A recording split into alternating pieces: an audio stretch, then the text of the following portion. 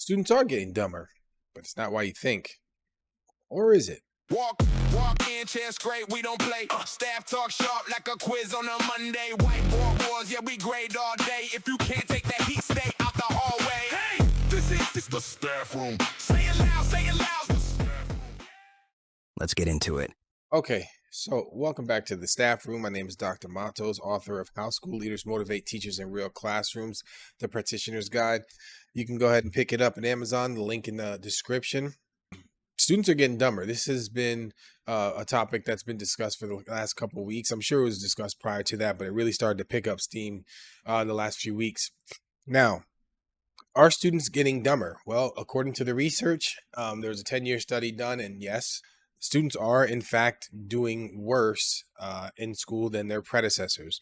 But it's not because of the reason why most people say it is. We're going to take a look at a video shortly that reviews why I think common people think that that's the case. However, what I would like to do is give you a better understanding of how something like this comes about. Let's take a look at the video. So according to neuroscientists, Gen Z is the first generation that is less intelligent than the one before it. And that's saying something since the previous generation ate laundry detergent.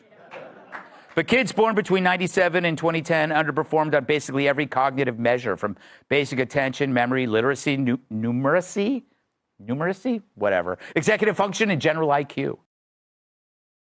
If you're going to talk about education, the very least you can do is be able to pronounce your words or read correctly, especially when you are a person that has gotten rich off of criticizing the likes of other people. I'm going to get into who he is and why this is important later. Screens. It's true. So many are looking at their phones constantly that there's been a huge increase of me running them over. Of course, whenever something goes wrong in America today, we blame the rectangle. Kids can't read, must be the iPad. Can't do math, it's the phone. Kids aren't watching Fox and Friends. I want everybody to make sure you take note that history always repeats itself. And when the television was invented, we all said the same thing about the television. When the first gaming console came out, people said the same thing about the first gaming console. So naturally, now that we are a highly digital society, people are going to naturally say that about digital devices. People are very, very susceptible to repeating themselves and kind of not remembering history. This alone comes from their lack of education and their lack of knowledge of the things that happened in the past and how those things are going to repeat themselves in the future if we don't remember that they happened in the past. But here's the thing. Tools don't make you dumber. They make you smarter. It's what separates humans from animals. Think about it. When was the last time you saw a kangaroo change a tire? Or a cow use a vibrator? Wrong picture. People. Now, blaming technology for being dumb is like blaming your hair trimmer for the $sign shaved on the back of your head. It's a tool. It's not the tool to blame. It's the system handing kids the tool after removing discipline, standards, and critical thinking. There's other things to blame, but technology is definitely one of those things. Drunk his car keys and then being surprised he ended up driving through the front of a 7-Eleven. Remember, it was the teachers' unions who pushed the lockdowns, and they kept schools closed, kids isolated, parents scrambling. And now they're shocked that test scores collapsed like J.B. Pritzker running after an ice cream truck. Here we go again with simple-minded people blaming the unions. Yeah, we missed the mark with that. Unions are there to protect people, just like they're there to protect construction workers and people of that nature, professionals of that nature. Also wasn't behind the political activism and trans maniacs like J.B. Pritzker running after an ice cream truck. Social media also wasn't behind the political activism and trans mania that took over classrooms. That was activists masquerading as instructors. People in school protect the rights of other people, but it doesn't mean that they go in there and they purposely want people to or children to be subjected to LGBTQ things and things of that nature. No, in many instances, they are fearful of their job.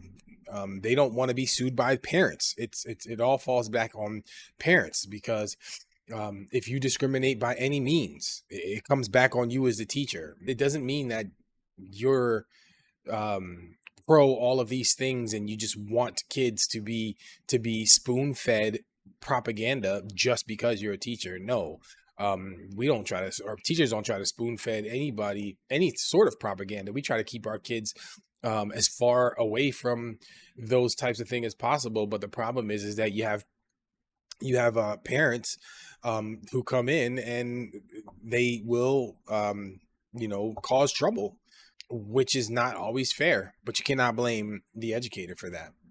Saying, wow, these kids are behind, must be Instagram. No, it's because you replaced education with identity and made victimhood a path to recognition. Look, an iPhone has never told teens to walk out of class to protest something they can't even define. And an iPad didn't tell teens that gender is fluid and math is racist. Again, the problem that we're seeing here from the policymakers is that kids can define the things that they're protesting, and that's where the people like this gentleman come in and they try to convince you otherwise. They know exactly what they're protesting. And the last time I checked, it wasn't the Republican Party running all that crap. It was Democrats and guys like this. But it's become the reflex to blame social media, perhaps as a way for those truly responsible to escape culpability. Meanwhile, look at what social media has accomplished. Musk's X provided the avenue for truth tellers to expose narratives as they took shape. Remember when they said videos of a bubbling Biden were deep fakes? It wasn't social media telling us that, it was the mainstream media. And it was the dissemination of truth through X that debunked like that within hours. In the old days, if someone staged a fake hate crime, the media would run with it for months or years. Now the internet investigates in real time. Without social media, Jussie Smollett would still be a civil rights hero instead of a known sugar daddy for Nigerian bodybuilders. Sure, the internet can suck, but never in history have people been exposed to more ideas, narratives, and counter-narratives of every sort. So this idea that screens just make kids stupid ignores reality. The real brain rot comes from teaching kids what to think instead of how to think. It starts with pushing orthodoxy. You either believe this or you are evil. Sounds a lot like what he's saying. You either believe what I'm telling you or you're evil. The problem that these people run into is that they have no idea what education is. Teachers are teaching kids how to think. The problem is that they are met with idiocracy within social media. And then they're met with people like this who try to convince you that these are the truths in the world. But yeah, let's listen to this guy. Me instead of think for yourself, which means that this generation hopefully may end up being the smartest of all because they're figuring out that those in charge of the truth are all full of. Okay. So interesting. Yeah, those in charge of the truth are all full of that. He's interesting, and I get it. I understand what he's trying to do here, but it's important to make sure that we circle back and we reconnect with reality. So this guy's name is Greg Gutfeld. He is a political, I guess you want to call him a political analyst, but he's a comedian who kind of gets his content through shock value. He's obviously a conservative comedian, which is completely fine. The thing about this gentleman is that his content is very much shock value. And the problem with what he's saying in social media is exactly what we're seeing, is that people like him have a large enough platform where they can say things like this and they can, gain a following, when a lot of the things that he's saying are just not factual. So I do want to get into the facts. Okay, but first, let's just talk a little bit about him. So he is very much a controversial media personality. For example, he had some controversial takes on the Holocaust and slavery. He also had some remarks comparing the term Nazi to the N-word. He's basically known for ruffling people's feathers and the things that he says. There are some truths in the things that he says, but the truths are not as impactful unless he's making a mockery out of somebody, or it's typical social media behavior, right? When people get on here, get on with facts, it's slow and people don't want to listen. But when you get on and you talk about other people in a negative light, it's more consumed by the American people. So yeah, let's talk about it. People are getting dumber. Well, kids are getting dumber. And it's never the fault of one body. It's always a collection of things that operate together that create a result. Okay. So let's talk about our educational system, right? People right now, with the way the world is working, they want to attack primarily public education. But in all reality, out of 195 recognized countries of the world, well over 180 of those countries have functioning public school systems. What makes us any different? The one thing people that talk about education don't acknowledge is that our education is a direct mirror of another educational system. The top 10 educational systems in the world are Singapore, Japan, Macau, Taiwan, South Korea, Estonia, Hong Kong, Canada, Finland, and Austria. The United States mirrors their public educational system off of that of Japan. And there's a couple of distinct differences between the two. Their cultural value, right? So you take a public school system, you insert solid cultural value, and you get successful practice. Okay, so Japan, for example, they within their culture, they hold a high value on respect, responsibility, group harmony, and they almost police each other. Self-discipline, family value, and all of these things are high in a Japanese culture. In their school systems, they do things that in American school systems, people get sued for. They have kids clean up campuses. They have clean up classrooms. They have kids serve lunch. Excuse me. As I said, I'm a little under the weather. There isn't as much supervision in Japanese schools, and that all comes from the value that's placed on education and the educator. Okay. Now in the United States, it's a little bit different. We promote individual expression throughout our entire society, student rights, differentiation. Everybody learns differently. So we try to meet kids where they are. Behavior intervention systems. We create these intricate PBIS systems. Hopefully you guys watched my video on PBIS, because it does work. You just have to be really good at it. But we have these systems to promote the behaviors that we want to see in kids. In the US classrooms, we focus more on classroom management, redirecting behavior. But yeah, we mirror our program from Japan. What makes their system successful is the value that's placed on the household, the value that's placed on respect, and the value that's placed on education. Without those things, their system doesn't work. So there's a couple of reasons why I think kids are, getting dumber. None of them are because of what this knucklehead says. I guarantee you he can get into a debate with a kindergarten teacher and lose that one, because it's just hard to combat facts with shock value. And that's what he's giving to us here. There are some articles out there that do provide factual evidence. But what I'm going to give you is the exact reason why we're struggling. And the first reason is cultural norms and core values. It's just different here. We do not value education at this point. We will. I'm guaranteeing you within the next 5 to 10 years, it's going to all circle back. And people like myself that have doctorates, and we're all going to be leaned on to get this thing back on track.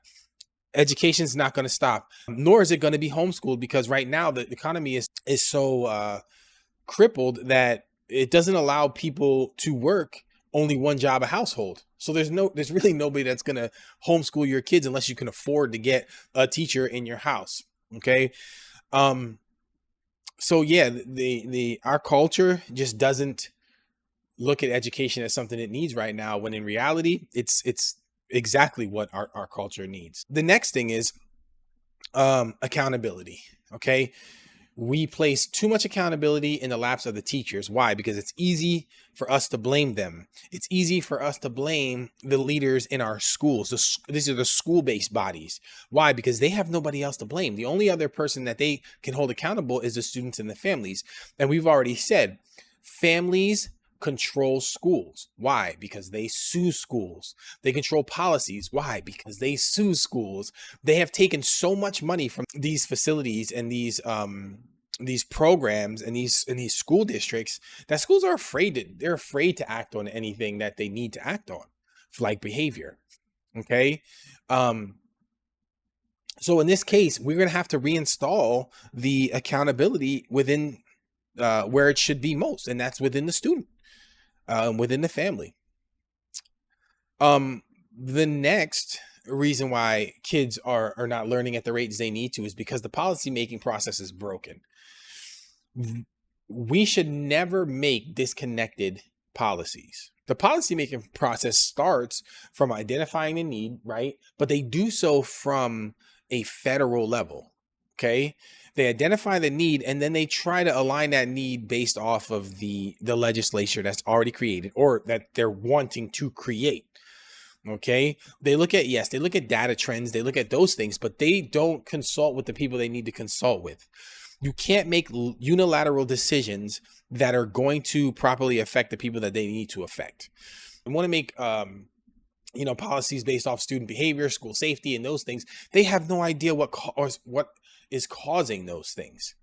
Okay. So unless you gather a think tank of currently practicing educators, leaders, those people that can identify the problems within the classroom and within their campuses, it's not going to be effective. It's going to be a piece of legislature that just is so far out of left field because the people that are making them, they're not educators. So creating those decisions or those policies from that far away, it's just not going to be effective. 1-to-1 digital ratios is a huge problem within our school districts. The reason being is because we've taken that tool and we haven't used that tool for education. We use that tool to save money. They're using it so they don't have to pay people to score tests. They're using it so they don't have to purchase textbooks anymore. The bottom line is policymakers put systems in place like No Child Left Behind.